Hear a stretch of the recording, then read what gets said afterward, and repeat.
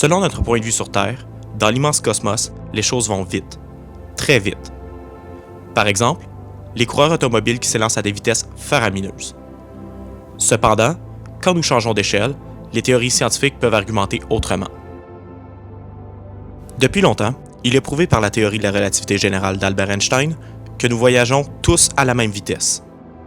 Cet énoncé se base sur les concepts antérieurs de Newton et Galilée, mais offre une vérité proprement universelle à tout corps dans l'univers. Cependant, il est très difficile de concevoir cette théorie dans les 3 dimensions connues, car nous allons également traiter de la 4e. Celle-ci que nous pouvons traiter qu'à l'aide de modèles théoriques. C'est pourquoi il sera plus facile de l'expliquer avec l'infographie. Maintenant, augmentons la vitesse pour pouvoir se détacher de l'attraction terrestre et dirigeons-nous là où aucun Homo sapiens n'a été, hors de l'univers.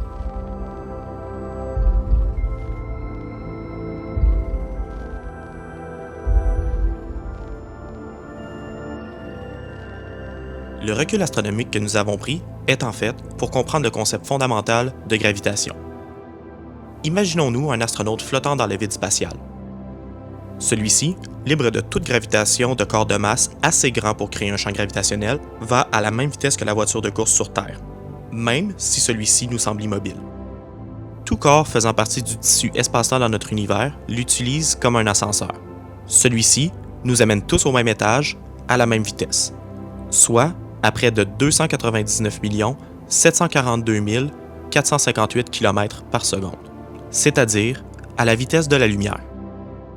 Alors, avec une vitesse relative qui nous permettrait de sortir de la force gravitationnelle d'un objet de masse, la Terre, nous observerions que tous les corps vont à la même vitesse maintenant que nous sommes hors de la force gravitationnelle.